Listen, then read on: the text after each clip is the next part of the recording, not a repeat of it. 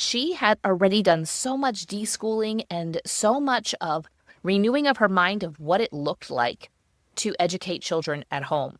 She knew all the different methods and styles, and the one that she settled on, she knew with full confidence was how she wanted to educate her children. Welcome to Little by Little Homeschool Podcast, where you'll learn tips and strategies that will empower you to home educate your children.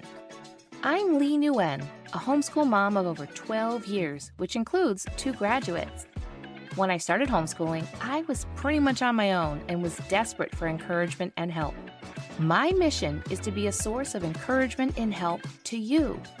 Whether you are just beginning your homeschool journey or you're deep into the homeschool lifestyle, Little by Little Homeschool wants to help you stay the course, because all the time you are investing into your children is completely worth it. If you're ready to take your homeschool to new levels, keep listening. Homeschooling with confidence is something that we all struggle with to some extent. But then when we throw into the mix our friends or our family or our neighbors or people that we know from church or from other groups, our co-op moms that also go there, and you start to look at and compare their style and their method, and you start to think, oh, wow, I'm not doing what she's doing, so I'm probably not doing as good of a job. Guess what? She's probably thinking the same thing about you. In today's episode, we are going to break down how you can homeschool confidently when your style and or your methods of homeschooling is different than your friends or your acquaintances or maybe even that homeschool blogger or that homeschool podcaster or the homeschool influencer that you follow on social media.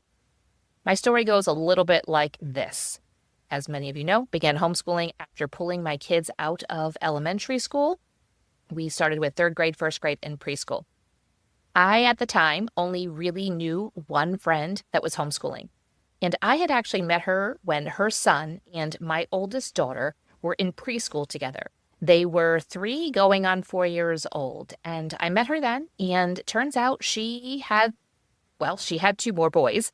And they seemed to coincide ages and also be at the preschool at the same time as I went with my other children. My youngest did go for 1 year, but I think hers might have been all done. Anyway, our lives came into the same sphere because of preschool, and we kept in touch.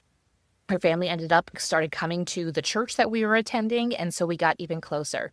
And she then told me she was going to homeschool. She was going to homeschool her firstborn, who was the same age as my firstborn. And I was like, oh, that's great. Good for you. Well, a couple years later, I made that humbling call and said to her, Susan, I think God wants me to homeschool. Can you help? And she was ecstatic. First, I'd say, don't tell anybody, because this is still just kind of an idea, and I need to be the one to tell people that we're making this change. And so I went over to her house. She had a bedroom that was dedicated to all their homeschool stuff. And I sat down there, and it doesn't matter what style of homeschool somebody might have. If you are brand new to homeschool and you sit down and they start telling you about their day, whether they are classical homeschool or traditional, Charlotte, Mason, unschooling, it's going to sound overwhelming because home educating is not something that we are familiar with typically. So it's going to sound overwhelming. And as I began to look at what she was doing, I was overwhelmed. I was like, how am I going to do this? I was like, well, God called me to it. I'm going to be able to do this.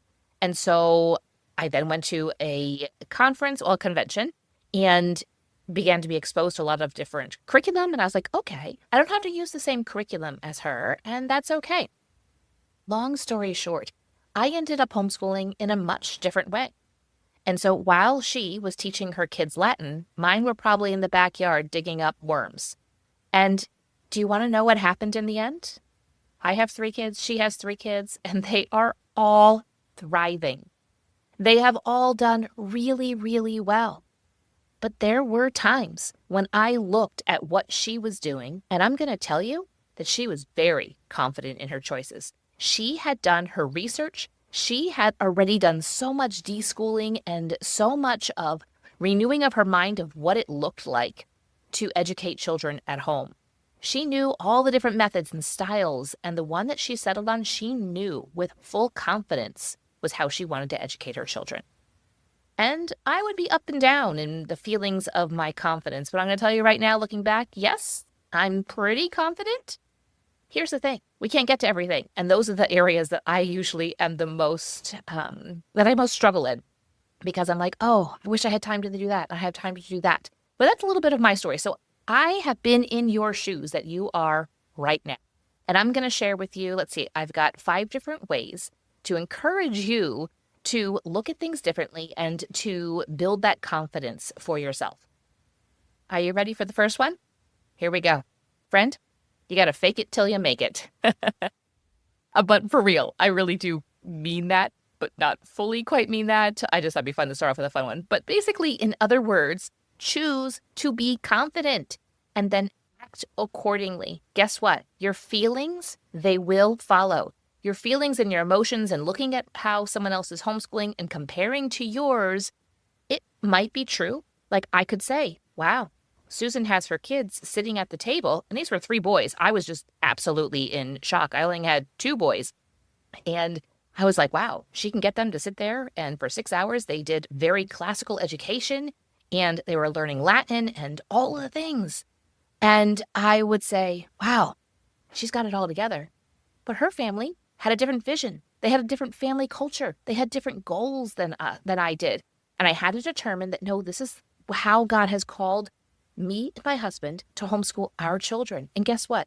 The feelings followed. Here's the thing, though. We have to balance that with the fake it till you make it and just choosing to be confident and act accordingly. We have to balance that with don't be haughty. Don't be prideful about your way of homeschooling. That can happen very easily. I can do that too. I can say, oh, wow, my kids have turned out way better than theirs, or I'm doing this and she's not even discussing that or talking about that with her kids. And so that can be prideful and haughty. So fake it till you make it, but don't take it to the other extreme. I promise that your feelings will follow, but don't do this in a prideful way. The second way to be confident is to realize that you can have friends with all different styles and methods of homeschooling. You can connect with them over other things. You can connect with them just at the ground level, the fact that you are home educating your kids. You can talk about how you set up your days and your routines and other ideas. Maybe it's a friend that homeschools way differently, but she might go on a lot of field trips and you guys can connect over that. Maybe take your kids on field trips together or ask her about her favorite locations for field trips and what she might think your kids may enjoy. Because guess what? We tend to know what our friends' kids are like. And so ask them. But you can have these friends. They can have different styles and there's other things that can connect us. For me, and the homeschool friends that I had, because after that, it began to grow, especially in my church, the amount of homeschoolers, and we all had different ways of homeschooling. But because we had that ground floor basis of our faith in God and our desire, no matter what our style or method of homeschooling was, we wanted to glorify God through it, and we wanted to teach our kids and give our kids the ability to have their own personal faith. And that superseded all of the Latin, that superseded all of the textbooks and the curriculum and the free play and the unschooling and all of the things and all of the living books and all that stuff. That superseded all of that. So understand, you can be confident because you can realize it's okay to have friends with different styles. The third way to be confident is to let go of friends who might be rude, who are belittling you and your homeschool. Now, this can go across for anything, whether it's just because the fact that you are homeschooling or because you're homeschooling differently, or sometimes just people change or their true nature comes out and we get to really see how people are. But if there are people who are not an encouragement to you in this season of life, it's okay to let them go. If they are downright rude, if they are downright belittling you, if they are mocking you, if they are just outright saying things that are causing you to be negative about your homeschool and your motherhood and you and your husband's parenting in general, then you just might need to take some distance from those relationships. Number 4, I want you to repeat after me. This has been my mantra. Here it is. Good for them, but it's not for me. Did you get that? Repeat it after me. Good for them, but it's not for me. Sometimes I would add on a good for them, but not for me right now. Because our styles and our methods and our way of homeschooling can change. And I think we really need to be open to that, especially as we get to know our kids more, as they get to be older. You might say, oh, I would never let my child get a job outside of the home at, I don't know, depends on your state and your labor laws, say 14. But then your 6-year-old becomes 13 and starts asking about a job, and they turn 14 and you say, you know what? This might actually be the best thing for them. I feel a little bit bad that I was judging my friend Susie over there for letting her child get a job at 14, and now here I am. So be open to the fact that things might pivot and change, and your style and method might pivot and change, and that's okay. But at this moment, right now, in this season, the way that you are homeschooling and the way that you are carrying out the home education of your kids, good for them to do it that way, but it's not for me. And that is okay. It's okay for your friends to homeschool in a way that is different than you. You might think that they are homeschooling in an extreme way and not think that it's going to turn out okay. That's all right. I mean, there are times when we can have some concern. Now, you listening to this podcast episode, I really don't have concerns for you. It is the parents. You know, people say, well, I knew this one homeschooler, or you will have homeschool graduates who will say, typically on Reddit forums, or they tend to turn up in my Facebook reels, not on Instagram, but on my Facebook reels. And they will then say, well, my parents didn't equip me, blah, blah, blah, blah, blah. I'm like, no, you didn't have good parents. So they weren't going to home educate you well. They weren't listening to podcast episodes about homeschooling. The sheer fact that you are listening to this podcast episode tells me that you are homeschooling intentionally. And someday you will not have those kids that are venting on Reddit forums and boo-hooing me. And instead of saying, okay, you know what? I had a negative childhood. I had some bad things happen. My parents didn't homeschool me well. I am not going to play the victim anymore. I am now going to say, starting today, this is the day I'm going to make changes and I'm going to adjust. I'm going to do what I need to do to be successful in life, and for us as Christians to glorify God. I highly doubt that any of your kids are going to do that first thing. I think your kids are going to be fine. And so you might look and say, your friend is homeschooling in a way that's just as a little bit more extreme. I think she's probably just following the way that God has them, her family culture. If you have some concerns, I would encourage you to pray about it. Maybe it is not really anything to be concerned about. Maybe you just need to pray, God, change my heart if I am being judgmental, if I am looking at her in a way that is not positive and is not right in his eyes, in God's eyes. So pray and see if your heart changes about that and your mind changes and you start to say, you know what, it really is okay. And you become more okay with the way that she's homeschooling. But through those prayers, you might have something that really kind of the Holy Spirit speaks to you, and maybe you do get to a point that you need to then talk to your friend about some of your concerns. But again, go through that process of, how should that look with that friend? But most of the time, when we are homeschooling intentionally, we can say that's great. So good. I love that you are homeschooling that way. But I don't feel called to homeschool in that same manner. I can look at the homeschool friends I had throughout the years. And as my kids got older, we moved to a state, we moved to New York, and we found friends that were homeschooling that had kids that were older. That was something that was really void in my life when we were living in Pennsylvania. I didn't have friends with kids that were older. I didn't know what it looked like. And so God really blessed us with a community of friends who had kids same age and or older than our kids. And I could see what they were doing. And I have some friends who homeschooled very differently.